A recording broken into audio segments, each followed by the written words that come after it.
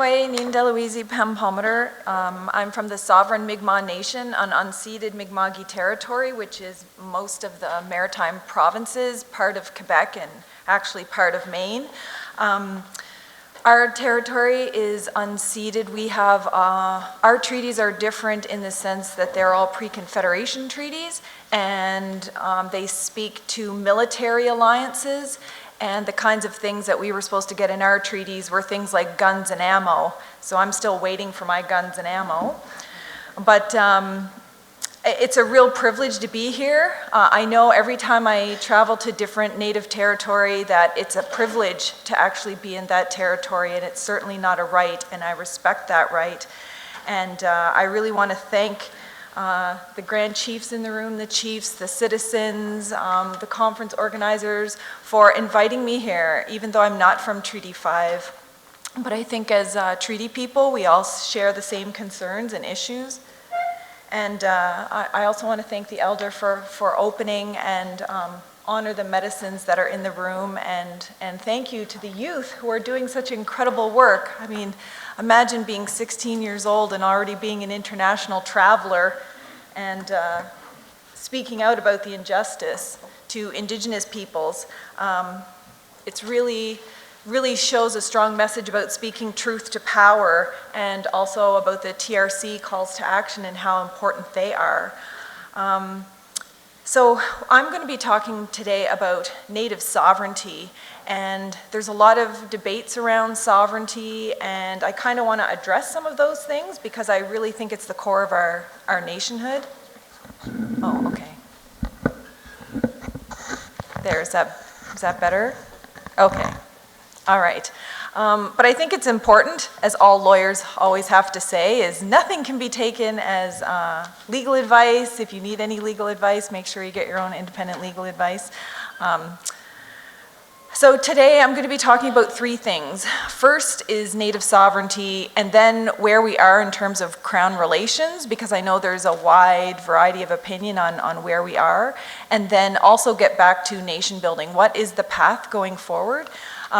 Because I think so often we get stuck in the where we are right now, the contribution agreement we're signing right now, or the economic development proposal that we're working on right now.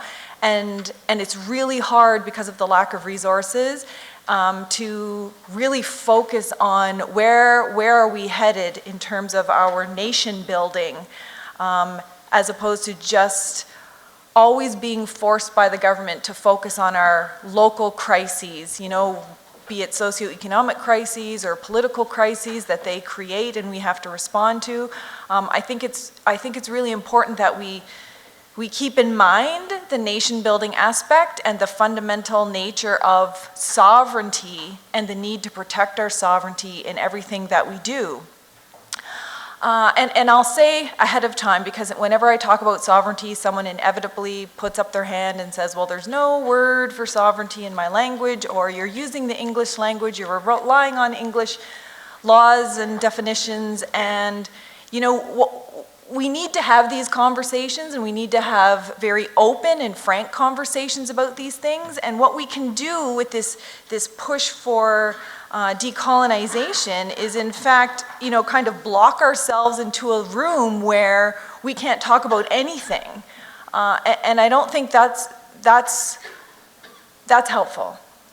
It's true, I have no choice but to stand up here and speak in the English language because of the impact of residential schools on our languages, and not every generation now is able to speak our languages. And so we have to communicate somehow in another language. And I think we also have to look at our languages in non-English or non-European ways. So there may not be a word technically for the word sovereignty in, say, the Mi'kmaq language, but that's only if you're looking at it in a translation. The very word Mi'kmaq implies nationhood and sovereignty and independence. And so we have to even train ourselves to look at these words and look at these concepts a little differently. And the UN study on treaties said the very same thing, that we can spend all of our time kind of trying to negotiate or debate how to have these conversations, or we can just get into those conversations and forgive each other for the fact that we can't have all these conversations in all of our languages simultaneously at the same time. And the same thing with the terminology that we use today. I know there's political correctness around using the term Aboriginal or the term Indigenous as opposed to the term Indian.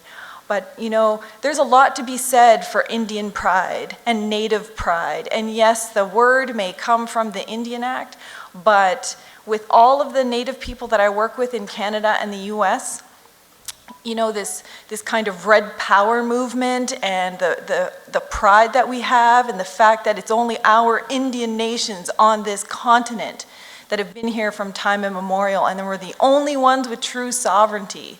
I think that's what matters, as opposed to the word that's being used. Because ultimately, for me, and it'll be different nations in here, the important thing is that it's Mi'kmaq sovereignty, not whichever word the government is using at the day to kind of pan-Aboriginal describe us as all under one big lump. And I think if we're going to have this conversation around sovereignty, those kinds of things need to be said, because what is sovereignty?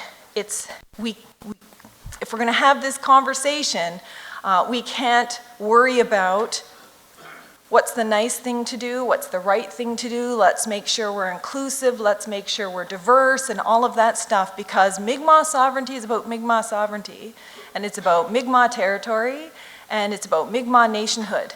It's not about what is the politically correct thing to do. Well, let's include all these other people, or let's include other concepts that don't belong to us. And I think when we think first and foremost about what is Native sovereignty, it's first and foremost around land. Any Indigenous concept, and from the research that I have done all across Canada and the US, when you talk to Native nations about what it means to be a nation or a people or a sovereign, they talk about their territory. Well, it starts first and foremost in our territory. And it's the core. And that's why things like comprehensive claims and specific claims from the federal government are so harmful to our status as sovereign nations. Because what Canada is literally doing is trying to buy its sovereignty 1 acre at a time. Now, it's true, you might get some compensation for lands that they used and they shouldn't have used, but you're giving up your sovereignty and your rights in that territory in exchange for something else. And they even have this prohibition. Their preference is to actually compensate with money as opposed to land for land. And when we do that, we're literally allowing them to buy their sovereignty acre for acre, because you have to cede and surrender your right in that piece of land in order to get the compensation, even if you're going to get another piece of land. But none of that is actually legally required. There is nothing about making a just resolution of claims over your land that actually requires that you surrender it. There's nothing wrong with saying, well, we're not surrendering our land, it will be ours forever, but we will allow you to use it. We will give you a permit to keep your power lines up. And that's fundamentally different from just, we surrender, we surrender, we surrender, we surrender, because I don't think anyone in this room would say our treaties surrendered any lands. It certainly wasn't anyone's intentions. But what they're wanting us to do through specific claims and comprehensive claims is do just that. Do what our ancestors refused to do.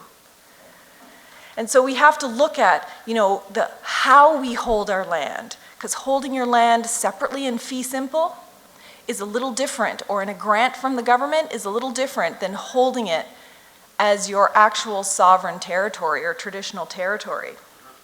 And that makes us fundamentally different from anyone who comes into these territories afterwards. Whether it's, original settlers or new immigrants or visitors or any other cultural groups.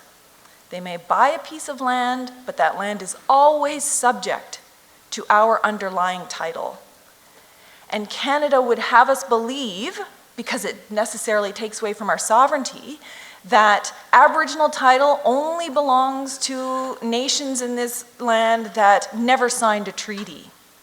They would have us believe that. But even the United Nations study on treaties that specifically went around the world and looked at European treaties with Indigenous peoples said there was no intention to surrender any lands. Half the time, the European negotiators didn't even tell people that that was the legal effect, and that no court of its worth would ever uphold a land surrender in any of the treaties that have ever been found. So we need to start pushing back on their challenges, pushing back on their positions, especially when we're negotiating. The other thing about sovereignty is that we have always known whose territory is whose. We might not always have agreed. We may have engaged in historical battles to, expand our lands or trade our lands, but we have always defended our territories. The Mi'kmaq knew exactly where Wolastoq territory was. The Mohawk and Haudenosaunee knew exactly where Cree territory was, and so on and so forth. And that's an essential element of sovereignty and nationhood, having a defined boundary where that everybody else knows. That doesn't mean that we prevented everyone from being in our territories. Like the Mi'kmaq, for example, we allowed people to come in, but they had to get our approval. If you want to hunt here, you have to have our approval. If you want to live here, you have to have our approval. And that is fundamental. Now today, the government will often throw in your face during negotiations, oh, well, there's overlapping claims. And overlapping claims, for the most part, have been manufactured by federal and provincial governments. Indigenous peoples have always known our territories, but then they will create a map and say, well, look, we can't talk to you because there's all these overlapping claims. By whom? Who set this map? Who set these boundaries? And that's part of the problem in BC. I know you don't have to worry about that here, but they are so-called overlapping claims that the province and government has worked very hard to create, because then they don't have to talk to anyone, and they allow people to fight amongst themselves. And here, I think it's been very clear, just like it is in the Maritimes and most parts of Canada, that our territory has always been known. Our elders could tell you exactly, here's where Cree territory is, or here's where Anishinaabe territory is, and so on. And that's a fundamental element, even in international law, about determining someone's sovereignty. And the other thing about it is that it distinguishes us from people who just randomly claim Native identity today. Right? We're not, or any other kind of cultural identity or any other claim to Canada, we're not a diaspora of people. So we're not just random individuals living anywhere in Canada claiming some kind of identity. We're actually collectives with defined territories. And I think it's fundamentally important that we keep that kind of fundamental process in place, that ideology around our territories being very clearly defined. Because sometimes, and I hear government officials kind of try to throw this in our face all the time during negotiations, they'll say, well, all Native people, they had no concept of ownership. They had no concept of, control or use of land. They were just random nomads wandering around the countryside. So one, that's wrong. And two, that only serves to perpetuate a myth in society that we had no concept of land. We literally wouldn't have been shooting one another to defend our territory if we had no concept of land. Now, our concept might be different. We might not be about raping and pillaging the land. We might be more about responsibility and protecting it and using it for our future generations. But that's still a form of governance and sovereignty over our territory that's very much legal, just as it might be a part of our traditional knowledge. And then the other core part of sovereignty is the people itself. Like I said, we're not random diaspora. We're not just random individuals who come together and form an organization and say, hey, we're the Aboriginal peoples of Canada and we're making all these claims. We're actual nations of collectives, grandmas, grannies, aunts, uncles, kids, multiple generations. And we have lived primarily in defined territories. Now, like any other nation, we can go off of our territory, we can live off of our territory, visit off of our territory, but fundamentally, our nation is always territory-based, and it's about those collectives. And the collective signifies more than just a cultural group. Because here's the other problem in government dialogue and in all of the court cases. They're trying to reduce us to cultural groups. And they're trying to reduce our powers to cultural powers.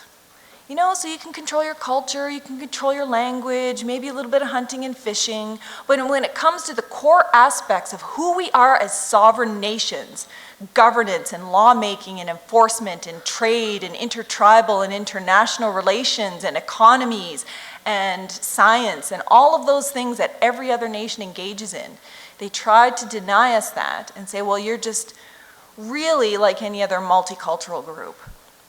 And we're not. And I think we have to, when we're talking about sovereignty, really focus on the full range of our sovereignty, which is jurisdiction in all of those areas, whether or not any government agrees. Because sovereignty is not about recognition. Recognition follows sovereignty. So if you look at any other country in the world who've asserted sovereignty and they were never recognized by the United Nations or any other countries, and then one day they were, why were they?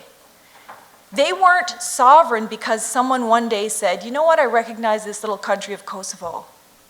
They are sovereign because they asserted it, they lived it, they defended it, they died for it, they did it over and over and over and over and over again until they were in fact a sovereign country, and then they just got recognized afterwards. It's never the other way around. You will never see a granting commission anywhere in the world that says, I grant you sovereignty, I grant you sovereignty.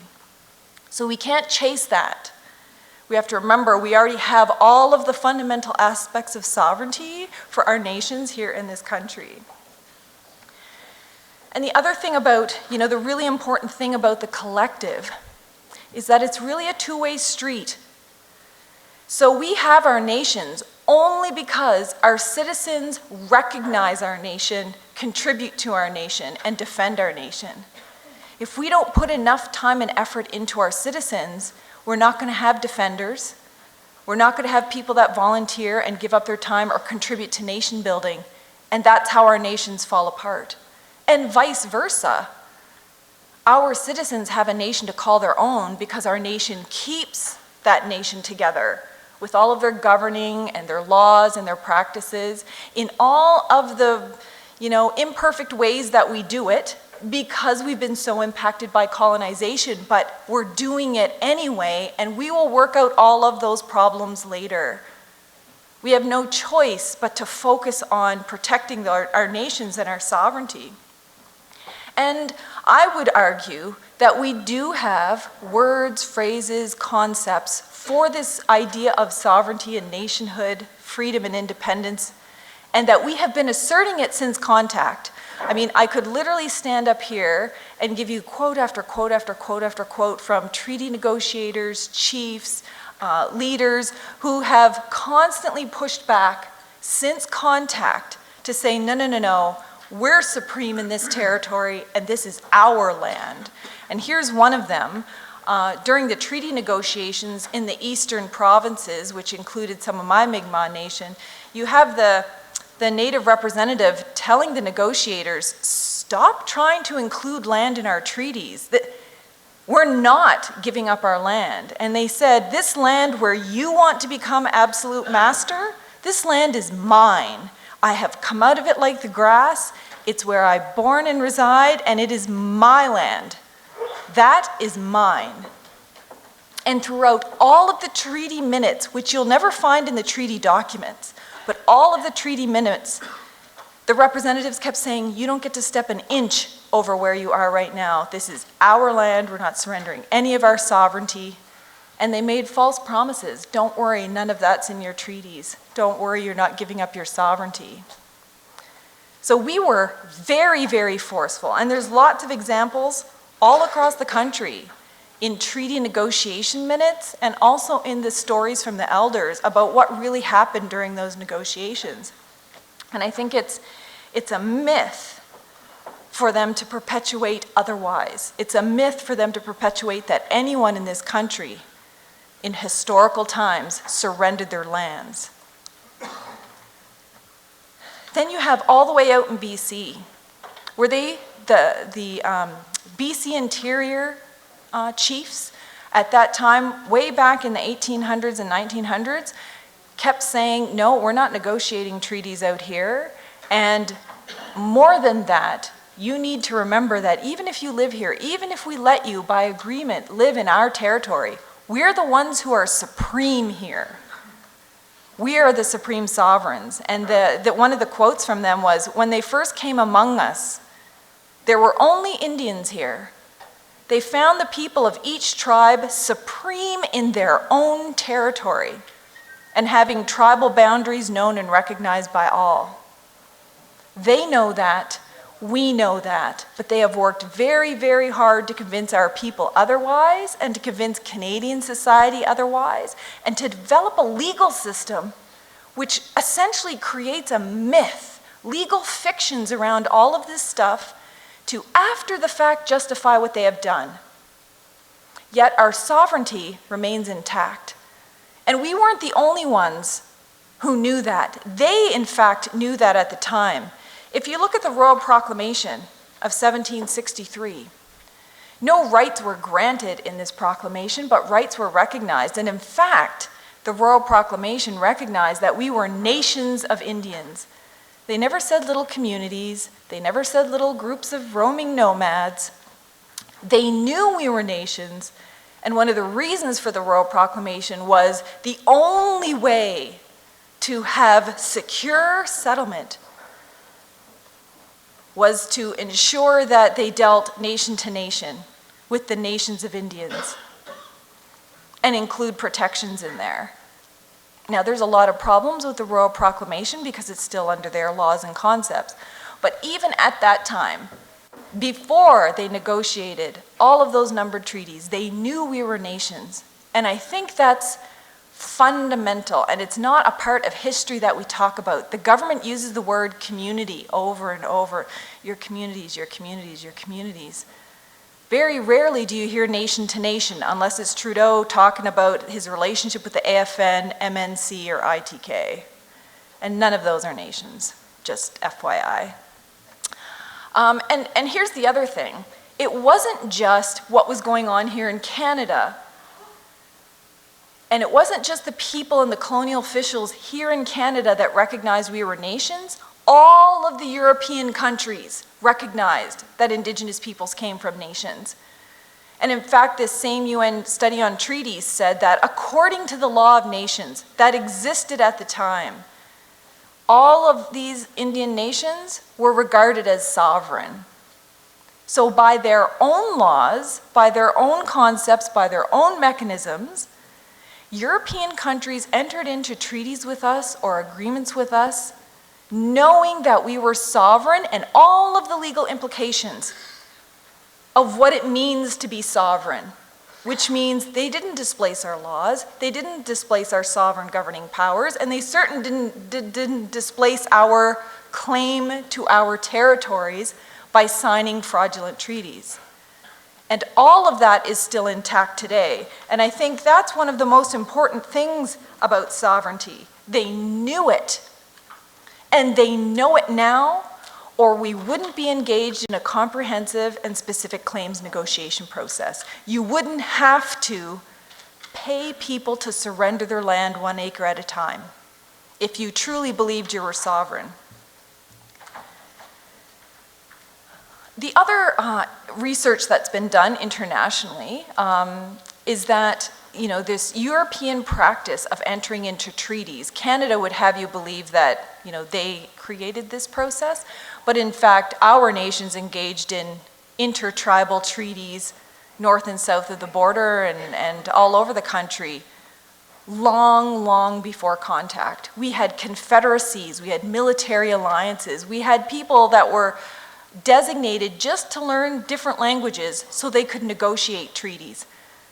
And even according to international law at the time, only sovereign entities can negotiate and enter into treaties with other sovereign entities. Canada would not enter into a treaty with the, Association of Canadian Rights Activists, because you don't enter into treaties with your citizens. You govern your citizens. But for us, we were sovereign nations, and we still are sovereign nations, or where the word treaty wouldn't even be on the table. And I think that's incredibly important, because the public doesn't see it that way. And sometimes our own people don't see it that way. Our own people don't necessarily always understand that we are sovereign entities, and we don't have to take what they give. In fact, we have survived every former prime minister, every former minister of Indian Affairs, every former provincial premier. So anyone who believes that this is the last and only time to get the last and best deal, that's not the case. We can wait them out. We were here long before them, and we'll be here long after them, because that's why the Creator placed us on these territories. And so we need to push back and remind them. And here's the really special thing about Manitoba, is from the time I was a small child, the people that I looked up to were some of the First Nations and leaders in Manitoba, because to me, Manitoba has always been about the heart of the resistance. They refused to give up. And that's why today you have Manitoba is literally ground zero for every horrific thing they can do to your people, in terms of child welfare, in terms of murdered and missing, in terms of over-incarceration, because Manitoba First Nations refuse to give up, and they always have. And even back when the federal government was trying to push the 1969 White Paper to get rid of the Indian Act and treaties and Indians and reserves, and all of the attention was on the Red Paper from Alberta, which pushed back and said, no, we're not going to give up any of our rights. Well, Manitoba also had Wabung. And what's unique about Wabung that you don't find in a whole lot of other documents across the country from the regions is that Wabung said everything is based on our sovereignty. And that was back in 1970, back when lots of people thought we didn't have sovereignty anymore. Wabung says the Indian tribes of Manitoba are committed to the belief that our rights, Aboriginal or treaty, emanate from our sovereignty as nations of people. And Manitoba has never, ever given up that sovereignty. And that's why you see such harsh treatment from both the federal and provincial governments, because you refuse to do so. But the thing about it is it makes you so much stronger in terms of a legal position, in terms of a negotiating position, because everything stems from your sovereignty as opposed to a right. Because the fundamental difference between what Canada's offering and what Manitoba has always said is Manitoba is about, recognition of powers, because that's what sovereignty is. Canada's offering some rights, and rights are under another sovereign. The right to be consulted, citizens have a right to be consulted. But the power of sovereignty is something outside of their constitution. And I think we just need to shift the negotiating tables more in the direction of recognition of power versus recognition of a set list of rights. Because as sovereigns, we can take care of our own, and Canada has legal obligations to us as sovereign nations versus as citizens with some rights. And the other thing I would say about sovereignty is that no matter what we think about it, how we debate it, how we want to infuse it into everything we do, my best advice would be make it always about your own native laws, your own concepts, your own traditions, your own practices. Never, ever, ever rely on Canada's laws or Canada's recognition offerings as how you will go about strengthening your sovereignty and nationhood. Because everything we are and everything we know and every protection we ever need has always been in our laws. But everything bad that has ever happened has come out of Canada's laws, have come out of European laws. And we know that the very foundation of Crown relations, or so-called nation-to-nation relations with Canada and First Nations, is based entirely on what's in their interest. And it doesn't matter who's in government. It could be NDP, Conservative, Liberal, it could be, whatever the provincial parties are at the time. It's not about politics. We think it's about politics, but it's not. The Crown is the Crown is the Crown. According to their own law, the Crown is indivisible. And they all share a core interest, which is acquiring our lands and resources and governing over our territory. That is 100% inconsistent with our sovereignty as nations. So we have a choice. How do we go about these relations? Do we just believe because we want to believe that we've found yet a new government who's making new promises and everything's going to be okay, knowing that it's not? Or do we say, okay, we need to go on a different path. We need to withdraw from processes that aren't working for us or that don't boost up our sovereignty, or at least protect our sovereignty, and try to negotiate a different relationship with the Crown, inside or outside the Constitution, so long as it doesn't impact our sovereignty.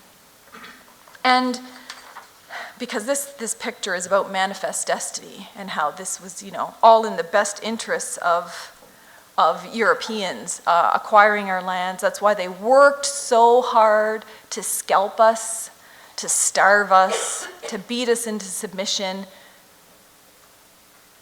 even just to sign some of these treaties. And we keep waiting for a just settlement, that maybe it's the next guy, maybe it's the next leader that's going to make everything different. But if we actually look at the politics as a whole, from the time of contact to now, even though there's been different political parties, all they do is trade places. In one era, it's the Liberal Party that's being the bad guys, and then the Conservatives come in and they look like the good guys. All of their policies behind the scenes stay exactly the same. It just changes a little bit on the surface. And then in another era, the Conservatives are the bad guys, and boy, we just had some really bad ones for 10 years. And then the Liberals come in and they're like, oh, those Conservatives were so bad, these Liberals look so great. But all of the policies behind the scenes are the exact same. So I always say, we need to look at Crown relations not in the sense of blind faith or what our natural inclination with all of our traditions and customs is to, we reach out our hands in good faith. We constantly do that. But to blindly trust people that we know are not in it for our best interest doesn't help us moving forward when we're talking about protecting our nationhood and sovereignty. So, do we put our faith in our sovereignty and what's got us here, or do we put it in the benevolence of the Crown? That somehow we believe, because they hire enough of our aunts and our friends and our cousins, that they are going to work in our best interest. Because it's not that bureaucracy that makes all of those big policy decisions. It's the people at the top. And the UN study on treaties said, if we're going to really, really look at this whole Crown relationship, be it through treaties or other agreements or any arrangements that we have with the Crown, we have to do it with our eyes open and to understand that European law is an instrument of colonization. In fact, they created laws after the fact to try to justify all of the things that they were doing on our territories. For example, the doctrine of discovery. Some court in the US says, jeepers, how do I reconcile the fact that, the natives here are sovereign, but then these states and federal government want to assume sovereignty. Well, let's just make up this law that says the title of native lands goes to anyone who discovers it, as long as it's a European country, which is fundamentally inconsistent with European law on sovereignty and the fact that they recognized us as sovereign nations. So one sovereign can't just assume sovereignty over another territory. But they twist their laws after the fact to try to make it fit. Or the doctrine of terra nullius. Really, they're going to say that nobody lived here? You don't make treaties with sovereign nations if they in fact don't exist. So the problem has never been about our laws or our side of the negotiating table. It's always been about theirs, and they consistently update and change their policies and even their terminology to throw us off at the negotiating tables.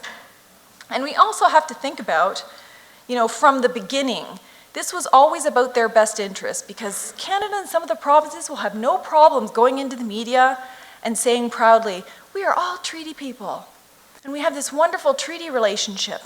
But how hard have they worked to actually educate people on some of the atrocities and massive human rights violations that were committed to force people to sign treaties that they didn't even know what they were signing? So some of the research I did for my master's was actually, what are some of the things that Europeans were noting about treaty negotiations? So to make it completely outside of us, not our elders' stories, but just what were the Europeans saying? And some of the people that were there writing back home to the governors were saying, what Native people are doing here in defending their territories, it's not about ambition or empire like Europeans. It's just to defend their territories. And in fact, all of the injuries that the Europeans have imposed upon Native people have been about divesting them of their land by fraud. First making them drunk, and then making them sign what they knew not what. There is thousands and thousands and thousands of pages of letters and treaty negotiation minutes and everything that will show that the agreements that we made in person, the spirit and intent, the things that we talked about, the things we negotiated, the things we passed tobacco for, the things that we went in ceremony for, are not what they put down on paper. And according to Canadian law, because Canadians hold the pen on what went into the treaties, the courts are supposed to look at those treaties and give us a large and liberal interpretation because of this difference in language. But we haven't seen that. What we've seen is the Canadian courts actually uphold some of the worst parts of the treaty provisions. Some of the other letters said it wasn't just about fraud, but in fact, European inhumanity to treaty negotiators. They would cheat them, abuse them, beat them, sometimes to the loss of limbs, set dogs upon them, and all the while this was happening, while people were being beaten into submission, you have a scenario where one part of the treaty was being written in one sense, in a completely different sense than what was being told to the Native negotiators by the express orders of the governors. So they were specifically told it wasn't a mistake, it wasn't cultural miscommunication, we don't understand what's going on here. It was a matter of, listen, tell the Indians their sovereignty and territory is intact, but write it this way. And that's a fundamental injustice that has not come out in all of this media communications about we are all treaty people. Because I wonder how proud Canadians would be if they knew that their negotiators were trying to beat people into submission. And we all know what impact that has in law. If Louis were to come up here and take a baseball bat and threaten to beat me unless I signed away my property, it would have no standing in law. Yet, even the UN study on treaties that went all around the world said no court of its worth would ever hold up anything that was done without the full and educated consent of the treaty negotiators. And I haven't heard an elder yet say, yeah, we totally agreed to give up all of our land for some lard. I haven't heard one say that. And you certainly can't call this practice of clearing the plains, starving us into submission, as anything other than a legal form of duress. But none of that has been addressed. None of it. And that is fundamental to our sovereignty. One, because you don't enter into treaties with anything other than a sovereign nation. And two, we never gave up our sovereignty. So Canada can't rely on fraud as a measure of giving up our sovereignty. So what they would have treaty people do now, because they know the legal analysis, they know they don't have a leg to stand on. They know that they have to try to bring all the numbered treaties to the table and say, please cede and surrender your rights, and we'll give you something that looks better. What they're not saying is, well, we're asking you because our sovereignty isn't really quite secure over this territory, and if our sovereignty is not secure over this territory, well, then maybe the natural resource transfer agreement where we gave all the resources to the provinces, maybe that's not secure either. And we can choose to use that power in whatever way we want to as sovereign nations, but it really helps to know that we have this power. Because if we don't make our negotiations coming from a position of power, then we get sucked up into what I call the Section 35 tornado. I was going to use a vortex, but the tornado looked more menacing. Because they constantly have us chase their terminology. They'll say, hey, look what we're giving you, and it sounds good, and so then we chase it. It's natural, because these things sound good. Section 35, oh, now we have a duty to consult. So now that they have a duty to consult, what do we ask for? You need to consult with us, you need to consult with us. Instead of, you need to get our consent for everything because this is happening on our sovereign territories and we're the rightful legal governing power. Consultation is something you do with citizens and interest groups. You get consent and permission from the sovereign nations. And those are markedly different conversations, and it's a markedly different way of negotiating at the negotiating tables, either here in Canada or in the US or in any of the other countries. The native nations that come to the negotiating tables all have different negotiating, and the ones that fare better are those that don't use the US negotiating parameters or the Canadian negotiating parameters. It might mean you don't get as much funding at the negotiating table, but funding is nothing compared to our lasting sovereignty.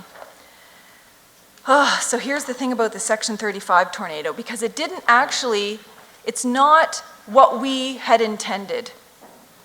Some of the First Nations that were advocating that Section 35 be put in the Constitution, it was actually to recognize our sovereign jurisdiction and be our own head of power and have self-determination recognized within the Constitution.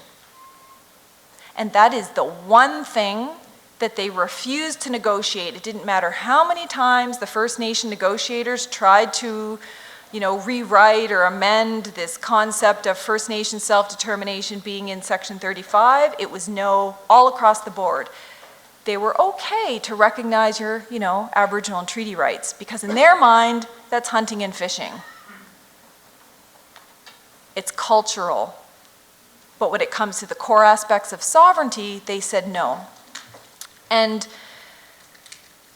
then we went down the rabbit hole of Section 35. So the first court case on Section 35 sounded really good. It was the Sparrow case in 1990. It was about just a core Aboriginal right to fish. And what does that mean? If you have a constitutionally protected right to fish, what does it mean? And the Supreme Court of Canada said it means no other Canadian has a constitutional right to fish. None. That means the Aboriginal right to fish takes priority over everything. Other Canadian fishers, hobby fishers, sports fishers, and commercial fisheries. And they were very specific. They said if a river needs only has 10 fish left, and you need 5 to conserve the fish for the future, and there's only 5 left, but the native people need the 5 to eat, that means no one else in Canada gets any fish. That's a pretty strong priority. While there was problems with that case, it was still a constitutional priority. As the court cases go on, and keep in mind they consider fishing to be more on the cultural end of things, you get to Delgamuukw, and Delgamuukw is about land, and land is attached to sovereignty and nationhood. So everything changes when we're talking about the constitutional protection, the so-called Aboriginal right to land.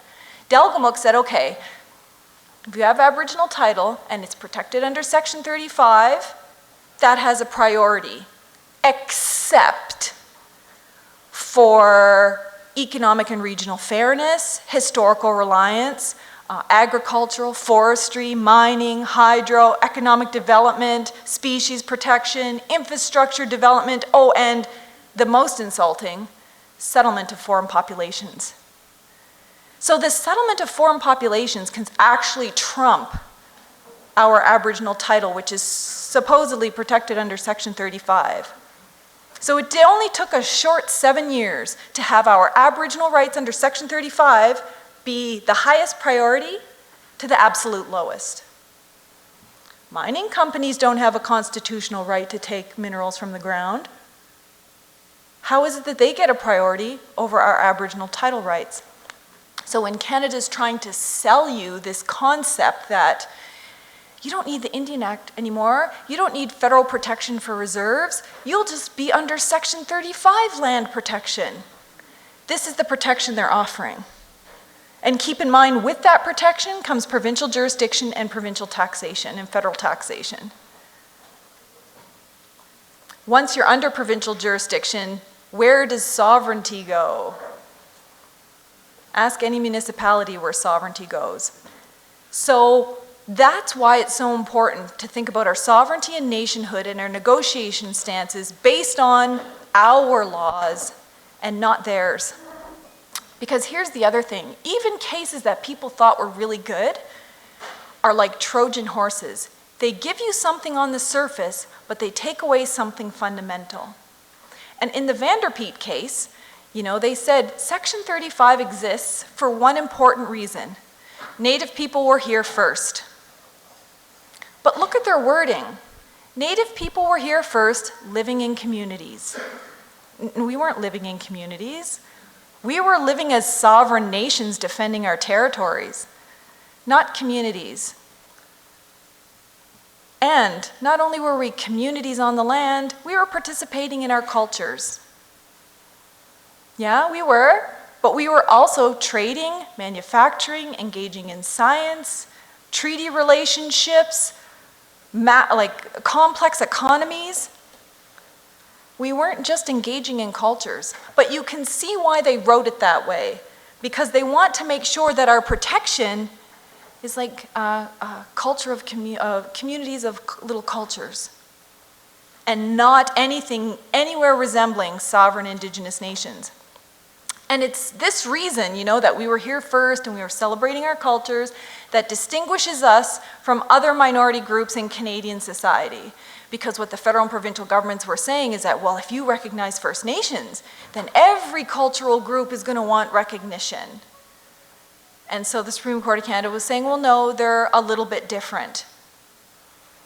But if we look at our actual rights, like our right to be consulted, Canadians have the same rights.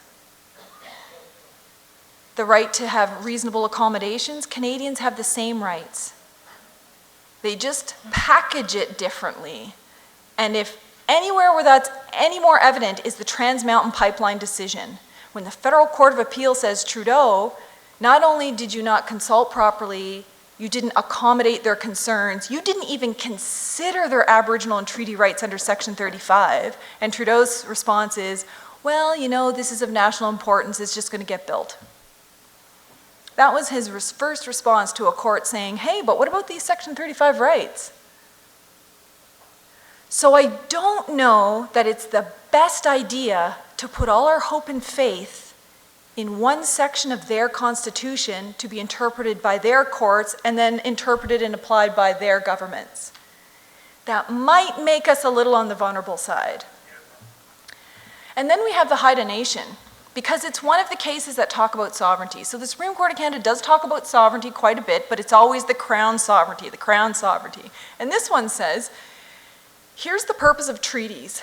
It's actually to reconcile pre-existing Aboriginal sovereignty. So this is one of the first times the Crown recognizes we are sovereign prior to contact.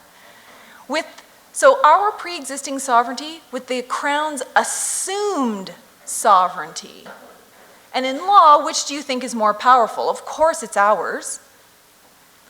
And then they say that the promise of treaties is that these sovereignty claims are reconciled in an honorable negotiation.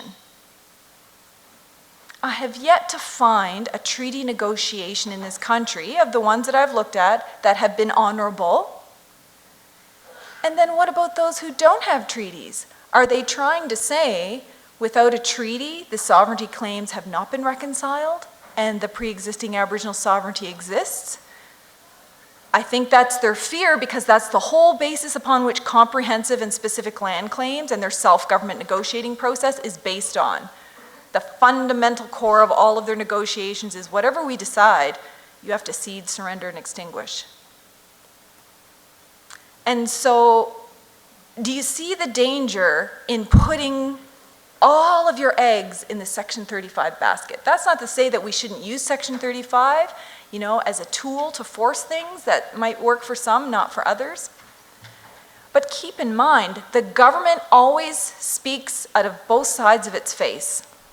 So you have, and I'm using this government because we're in this government, our Indigenous Minister of Justice, Jody Wilson-Raybould, who made legal arguments in court that we cannot remove gender discrimination from the Indian Act because we are legally required to consult with First Nations first. Even though we've won 4 court cases over 30 years and Canada's been directed to stop discriminating against Indian women once and for all, they're like, oh, we can't, we have to consult first. Literally at the same time, she's arguing in court in the Mikisew case, we don't have to consult First Nations on any legislation impacting their rights because it's our sovereign right to pass whatever legislation we want.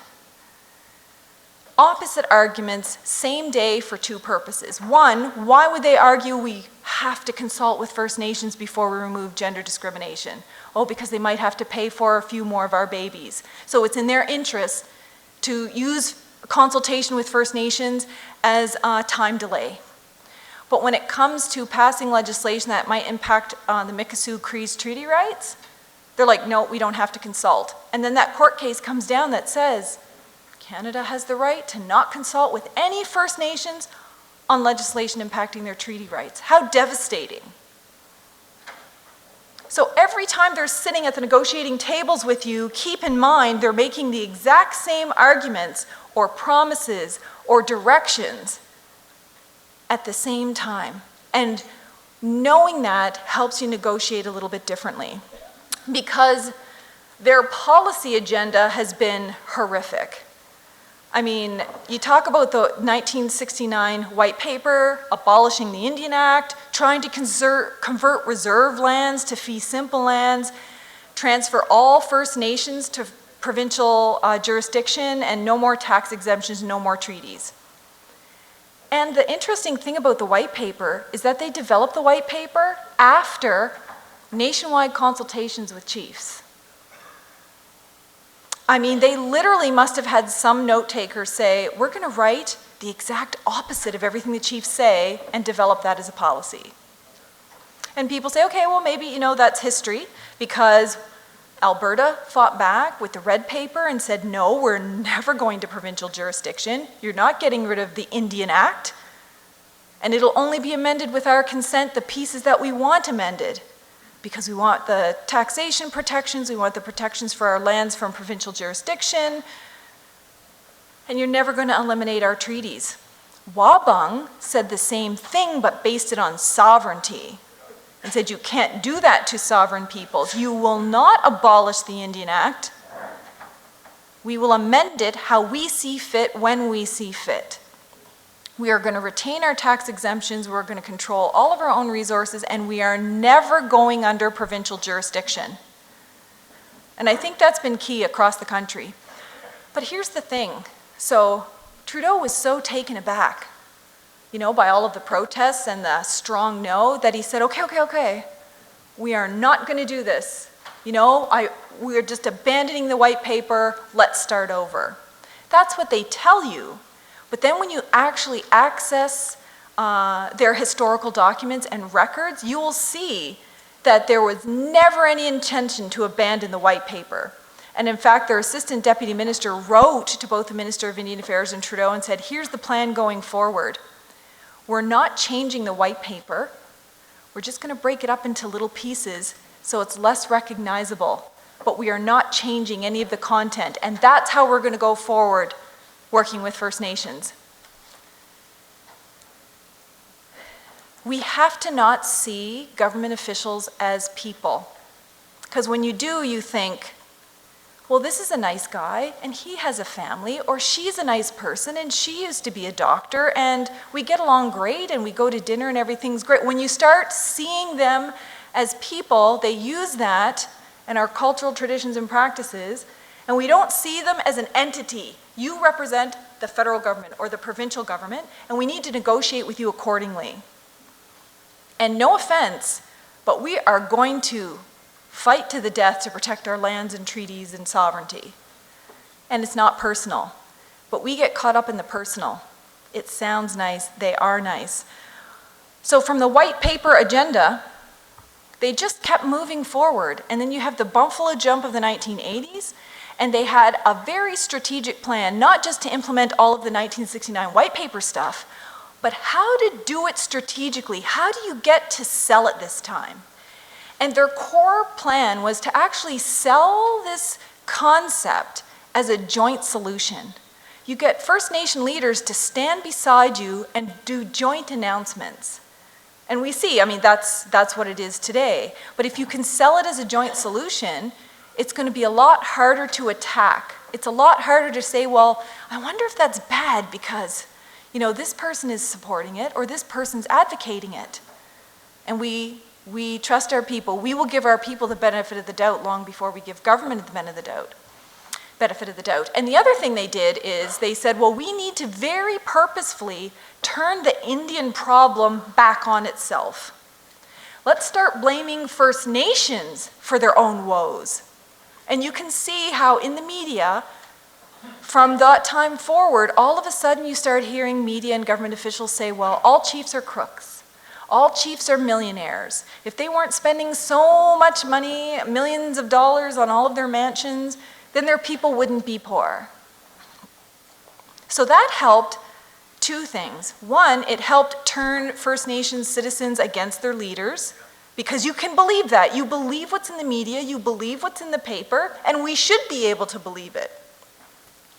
And the other thing it does is it gives support in the broader Canadian public for the federal and provincial governments not to throw more money at the problem, right? Because the problem are Indians and Indians' misuse of money.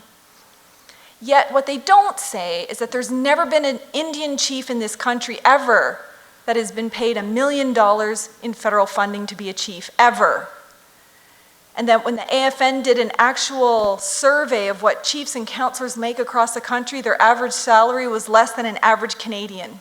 And the majority made less than municipal librarians. Try to convince any community member of that today. It's almost impossible, even when I show that, because you literally now have decades of the cause of my poverty is my chief. And that's a hard thing to get over when you're doing nation building and negotiations. It creates mistrust. How do you get a mandate to negotiate if everyone assumes that you have $1 million salary? It's to the point where, what was that, Sun News did a whole half-hour video on how I'm a multi-millionaire chief defrauding the people. I've never been a chief, and I wish I was a multi-millionaire. But you don't see any of our chiefs really living in mansions. They may have a house, And maybe some people in our community don't have houses, but you could ask the same question of Trudeau. You live in a free house, Trudeau, paid by taxpayers' money. It's literally a giant mansion, and there's lots of homeless Canadians. Is that the issue, or should we be focusing on how do we provide for everybody? And the government makes sure that we can't. The government makes sure that we're always short, that we can't fund everybody. And that's what this plan was about, because the other thing was to reduce money for two fundamental things: for social programs, so that people would have to move off reserve, and it specifically targeted band operation, I can't remember what it's called, but it's band operational funding. The money you use to provide training for your chief and council, to hire technicians, legal advisors, policy analysts. They targeted that so that our communities wouldn't have any capacity to respond. So as things got worse inside and outside, you had less and less money to even have a policy advisor. Yet when they confront us, I mean, there's a 5,000 person army at Indian Affairs alone. And Justice Canada is the largest law firm in Canada. They can call any of those resources to fight against us. And when do we come to the table? We come to the table, if we're lucky, with one or two people who don't have access to any of those resources. So they did this on purpose. And we're not talking about 1969, we're talking about the 1980s forward. And then, you know, they thought things were going so well, there was so much discord in our communities that they thought, well, let's try the First Nations Governance Act. Let's try to access all of their own source revenues. Let's get provincial jurisdiction over elections. Let's make the Canadian Human Rights Act apply to First Nations so that First Nations community members can actually sue chiefs and councillors for not having a house instead of always suing the government. And to create more so-called accountable governments where you have to do more and more and more and more reporting, despite the fact that the Auditor General specifically recommended less reporting, because upwards of 60% of all the reports you do are never read by anyone. They're just a make-work project. So what happened? First Nations protested, and the government said, okay, we won't do that. We will abandon the First Nations Governance Act. But they applied the same principle that they did with the white paper. With the white paper policy, they said, we're still going to go ahead with it, we're just going to break it up into pieces. And you'll notice the things that I have underlined there about their core objectives. They got everything they wanted by passing individual pieces of legislation against our will without consulting with us. They continue to get what they want even when they say, okay, we've abandoned it. And this is both conservative and liberal legislation.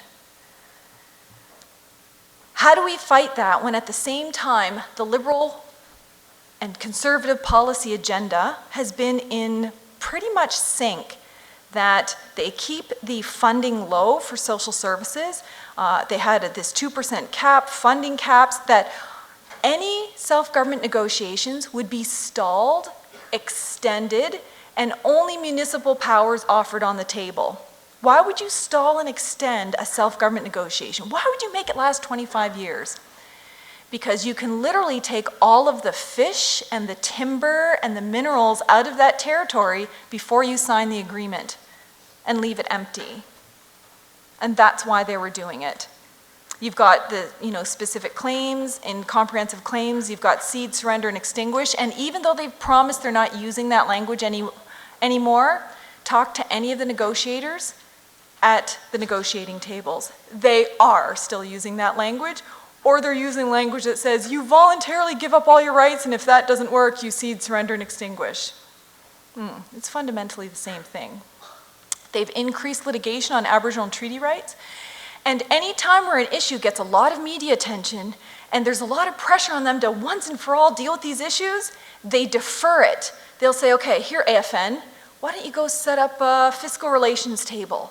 And you can work on that for, let's say, the low price of $20 million for the next 3 years. But meanwhile, the First Nations on the ground will not get increases to their contribution agreements. And they do that on every single issue. You can literally see when you study the media, here's the height of the media problem. Oh, it's going to a study, or it's going to a commission, or it's going to a table. Tables are really popular because it's money going around, but no real hardcore solutions from the federal government. The other thing that's probably impacted you here in Manitoba is that they instituted this major delay in additions to reserves, both in the TLE process, but also for First Nations like ours that don't have TLE, we just do regular additions to reserves. It went from maybe a couple of years to add lands to reserves, to 3 years, to 5 years, to 7 years, to 10 years, to 13 years, for no good reason. Even in our territory, when we had all the third-party interests, all the surveys done, what's the reason? Well, someone's on vacation. Well, the file's been passed to someone else. Well, I'll set up a meeting for you with the deputy minister. Meanwhile, our resources are being taken. So now I think it's pretty rich to say, you know, trust me.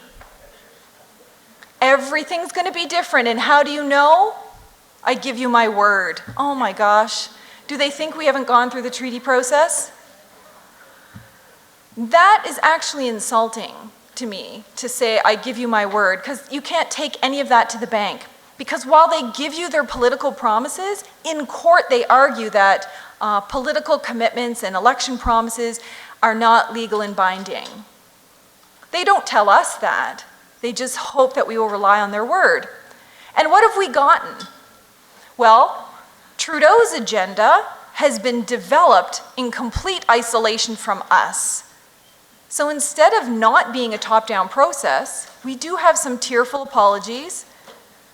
They changed the name from Aboriginal Affairs to Indigenous Affairs. I don't know who asked for that. They didn't just create 2 Ministers of Indian Affairs. Now we have 3 Ministers of Indian Affairs. The third one just kind of slid in under the radar and no one told us. They developed 10 principles, all on their own at Justice Canada, that said, here's how our relationship is going to be going forward. No input from us.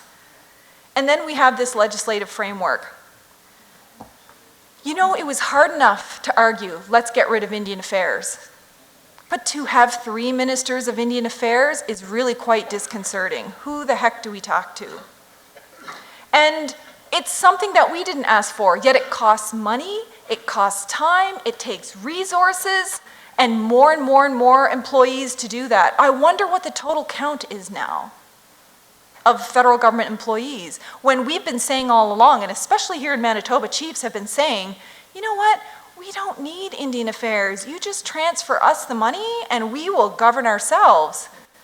And all of the people at Indian Affairs are like, uh-oh, we better triple up. You know, we're in trouble, we better triple up. So A, it's kind of a bad sign that we've got 3 of them to deal with now. But if you look at it on the other hand, you know, they must be pretty scared if they need 3 Ministers of Indian Affairs. Because you know what, we've dealt with all of them. We can deal with these ones. But oh my goodness. Okay, and then we have these 10 principles. And the thing that really stands out about these 10 principles is that they're all based on Section 35 court cases. So they're nothing new. In fact, they give you less than what you get out of the Supreme Court of Canada decisions. And they sound good, but in fact they're not good. And I'm just going to use one example. So they'll say, you know, the purpose of these 10 principles is Section 35 reconciliation. And we naturally assume, well, reconciliation's a good thing. The Truth and Reconciliation Commission said it's about, you know, making amends for the past and fixing injustices and all of those things. That sounds good. But that's not the reconciliation they're talking about. The reconciliation they're talking about is the reconciliation of Canada's assumed sovereignty with our pre-existing sovereignty, and then they get to decide what happens going forward. That's not what we want. But they're telling us, in writing, here's how we're going to move going forward, and unless we say otherwise, then that's how it's going to be. The other thing is that they're using very tricky Justice Canada words. So they're saying, listen, you don't have anything to worry about, we're not going to limit your Aboriginal and treaty rights, and we aim going to include free, prior, and informed consent? Well, in law, there's a fundamental difference between you have the right to free, prior, and informed consent versus, well, we will give our best efforts to let you have free, prior, and informed consent. And this is the kind of DOJ language that they're using all the way through. The other two important things to get out of that is that their intention about continuing to develop our lands and extract resources from our lands is right in there, that reconciliation requires a new fiscal relationship. But what is the new fiscal relationship in their terms? Is it more treaty money that they should be giving us? No, it's about joint resource development, which means you don't have a right to say no, and if you want money, that's where it has to come from. If that's the case, we're in trouble with these 10 principles. And those 10 principles also follow through into the nation-to-nation framework. They're talking about, we're going to include in this framework only constitutionally protected rights. And for anyone who knows the court cases, so far we're talking basically hunting and fishing. The majority of our rights and our powers are outside of Section 35. They promise to meet the objectives of UNDRIP, but not implement UNDRIP. And every time they say we fully support UNDRIP in accordance with Canada's Constitution, that's the biggest condition you could put on UNDRIP. Basically saying, yeah, we support the idea of it, but Section 35 rules. And Section 35 is the reason why we needed UNDRIP, because our rights aren't being recognized. So you can see the vicious circle. And in case you want to know, what is the government's negotiating tactic? What is their legal advice at these tables? Well, we know Minister Jody Wilson-Raybould has made it very clear that UNDRIP is unworkable in the law. You should really just be focused on the Indian Act. Why don't you put all your energy into getting rid of the Indian Act? Because that actually helps their process. Free, prior, and informed consent. She has said categorically, consent is not a veto. So there is no consent. We get to consult with you. And then on the framework, because we've been very concerned, in this legislative framework, are you talking about recognizing our jurisdiction, or are you making our jurisdiction subservient to federal and provincial governments? And she responded, well, we're drawing down jurisdiction to give to First Nations from federal and provincial governments. We need to listen very carefully when they speak, because they promised that this framework will not impose municipal governments on us. But Trudeau, outside of Canada, speaking to all of the world leaders, said, here's how we envision First Nation governments. After the federal government and the provincial government, and after municipalities, First Nations are the fourth level of government. Municipalities don't even have any inherent constitutional powers. They stem from the province. So how could we possibly be any lower than the municipalities? But Minister Bennett has traveled the country and said very specifically, we have no interest or desire in turning proud First Nations into municipalities. I have no beef with her as a person, but let's fact check. In the legislative framework proposal that she shared with the chiefs, she said Canada gets to choose which nations and collectives it will recognize, as if Canada has the power, and who they'll recognize as natural persons. So some of the chiefs were asking, what the heck is a natural person? What are you talking about? So people made access to information requests. Jeremy Schmidt and some other people said, well, let's ask them, what is your plan? And the Indian Affairs internal document said exactly what we thought they were doing, is that their goal is to treat us like municipalities, because some municipalities they've transferred into what's called a natural person or a corporation in law, and as corporations, they flow funds and enter contracts. They want to do the exact same thing to us, that reserve lands will, quote, be treated as municipal units of corporate persons. I don't know how any more direct we need to get about that, but we need to stop believing the things they say and just look at what their actual plan is. And their plan is that. So because of that, Over the last year, the chiefs have passed numerous resolutions saying we don't want your framework process. And what was Bennett's response? Well, we won't halt the process, but we'll listen to your concerns. That doesn't sound like a nation-to-nation relationship to me, especially when we're not the ones in control. So what I did is I did a chart of all of the major policy initiatives. Here's what's been offered to us in the last few decades: the White Paper, the Buffalo Jump, Harper's agenda, and Trudeau's agenda. And if you strip away all of the rhetoric and look at the fundamental objectives of all of their policy, it is identical. They want to convert reserve lands to fee simple. And even under Trudeau government, they have been giving millions and millions of dollars to First Nation organizations to find a way to implement reserve privatization. They haven't advertised that. We got that through access to information. They want to transfer jurisdiction to the provinces or have any limited powers we have under provincial jurisdiction.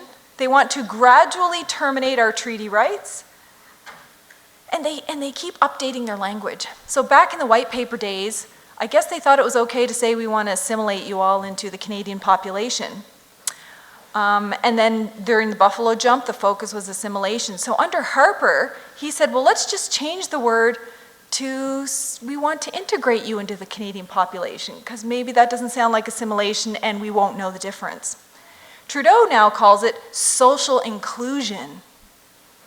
Fundamentally, assimilation is assimilation is assimilation, and don't let them put fancy words around it. The other thing is that our treaty rights are at risk. And we should be very, very cautious of that, because this chart of what's being offered doesn't look anything like what's in the UNDRIP minimum standards. Minimum standards. So remember when UNDRIP came out, UNDRIP is not new recognition. UNDRIP actually incorporates all of the existing international laws that relate to Indigenous peoples. So this isn't new. You could not have UNDRIP and you could find all of these rights in other entities. And in fact, in UNDRIP, it also specifically includes all of the other international declarations. But the minimum standard of human rights for Indigenous peoples is self-determination, autonomy, to have our lands and resources back, free, prior, and informed consent, recognition and enforcement of our treaties. That's the exact same thing we have been talking about for decades. But none of that is what's being offered. The only thing that's being offered now is to possibly meet the objectives of UNDRIP subject to Section 35. And if we're relying on Section 35, we don't get any of these things. So what's the path forward? Oftentimes people misquote RCAP. RCAP says, it did say in fact, that one of the paths to recognizing our self-determination and our sovereignty and jurisdiction is to negotiate self-government agreements with federal and provincial governments. That was one path. It's the only path that Canada ever quotes. But RCAP said, in situations where a fair and just agreement is not possible or not practical, then exercising our self-determination has to occur outside of that negotiating process, outside of their constitutions and laws, and rely on our inherent sovereignty and laws to exercise and govern independently outside of their laws. It might be practically easier to negotiate, but it also says you don't have to settle for anything just to get an agreement. Your sovereignty is going to stay intact. And that's why, in terms of moving forward, the path moving forward, I focus back on sovereignty, because I don't think we talk about it enough. Is everything you're doing, everything you're negotiating, everything you're signing, protecting or impinging on our sovereignty? And that's a question we should ask ourselves every time. And that moving forward, we need to think sovereignty is at the core of who we are. Nationhood and our collective of peoples, not individuals, but our nation and the viability of our futures depends on our collectives. Land has to be absolutely fundamental going forward. The fact that Canada will negotiate so-called landless bans only helps Canada. It does not help First Nations because they know that land is critical to our sovereignty. Even under international law, the kinds of things they recognize for sovereign nations are a population, land, a government, and the ability to enter into agreements with other states. We have all of those things and more.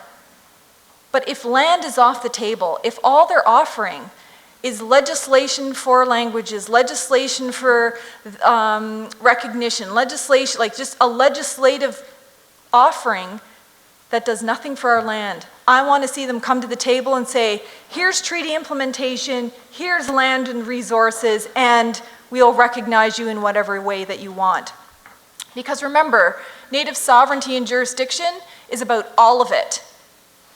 Not just our cultures, but all of it. It's governance, it's the economy, it's all of our social systems. It's things like international trade, national security, public safety, emergency management. All of those things that we are not engaged anywhere on the national level. It was pretty hard to find someone to work with on all of these international trade agreements and trying to protect our rights, because they purposely keep us out. And when we're talking about sovereignty, we're also talking about jurisdiction. They would like our jurisdiction to be limited to our reserve lands and just band members that live on reserve. But as sovereign nations, we decide what our sovereignty is. On and off reserve, on and off territory, band members and descendants, citizens from other nations, anyone engaging in activity in our territory should be under our sovereign jurisdiction in some way. Because here's the thing about Native sovereignty.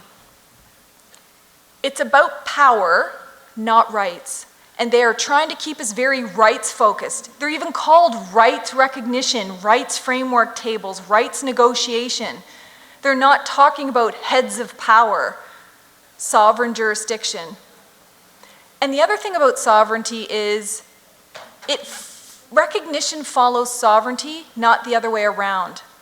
We'll spin our wheels if we ask and ask and ask someone, please recognize the sovereign. That's not how it works. It has to be constantly asserted, lived, and defended every day. Asserted, lived, and defended. Our ancestors knew that. They paid with their lives to protect our sovereignty. And for some people who say, Pam, that's not very practical. You know, practically speaking, who can really do that with such small populations? So I'm going to leave you with this parting note on nationhood. Let's look at some examples from around the world. The Vatican is a nation of 800 people. It has a 1/2 kilometer square of land and is completely enclosed within Italy. But it has sovereign nationhood status. Nauru only has 10,000 people, 21 kilometers squared. San Marino, completely bounded within Italy. Monaco is completely bounded on 3 sides with France, only 36,000 people. And then look at the last 2 examples I use. If you take 6 nations, they have more than 25,000 band members. They have almost 4,000 square miles, completely outdoes any of those other sovereign nations, and they're within Canada. Who's to say we can't be sovereign, completely independent nations if that's what we wanted? And I'm not saying that that's what everybody wants. It may be practically better to do something else. But for people to say you have to settle for this because the other is never possible means we come in our negotiating position halfway down instead of with the full spectrum of possibilities. And it's the same with the Mi'kmaq Nation. So I will leave you with this, that in terms of negotiations, we should be talking about powers and jurisdiction. It's your choice whether it's inside or outside the Constitution, but both are possible. It can't happen without massive federal, provincial, and territorial legislative amendments. There is no possible way that one piece of federal legislation will address natural resources in the province of Manitoba, because the constitutional division of powers does not work that way. And do you think for a second the province of Manitoba is just going to say, yes, we agree with the feds? No. Something much different is required. And when I'm talking about a sharing of natural resources, I am not talking about trees and fish and all of the other things that have been horribly abused by settler governments. I'm talking about they need to share with us taxes, fees, fines, licenses, royalties, and all of the wealth that is generated on every single road and highway, bridge, and ship that comes to and from our territories. Because ultimately, that's only possible because of our lands. We would be 100% independent if we had a small fraction of that. My best advice, don't negotiate in any process that limits or defines your rights, especially your treaty rights. Those treaty rights exist all on their own outside of the Constitution, and you don't want anything that limits them. And I would never agree to a one-size-fits-all. This whole pan-Aboriginal legislation that puts Inuit people and Métis people in with First Nation rights, it changes the whole dynamic. Because Métis people don't have the same rights that First Nations do. That's just a fundamental legal fact. So why would you put all of those things in together and try to make them all the same? If you oppose anything that the federal provincial governments do, don't just tell them in a meeting. Don't tell them on the phone. Don't send them a text. Actually put it in writing. You can agree to sit down and negotiate, but consistently have your positions in writing because the federal government relies on that in court every single time. Well, no one told us. And you can say, well, yes, we told you in a meeting. Where's the record? And they change the record. Negotiate directly with Canada. Never use a third party, especially something like the AFN or the MNC or the ITK that don't have any rights. Only sovereign nations should be negotiating on behalf of themselves, and any prerequisite to any talks on anything should be an influx of resources so you can be engaging with your people all the way along. Everything you know about what's going on, your people should know what's going on. There should be ongoing community information sessions, discussions, active participation for everything. And probably because I went over my time, if you have any questions, there's all my social media sites. I have a much longer explanation of the current federal process on YouTube. You can contact me there or through Louis. I've emailed Louis a copy of this presentation, so if you're all registered by email, I'm sure he can send that out to everybody. And if not, well, just let me know and I can send you a copy myself. So thank you for listening.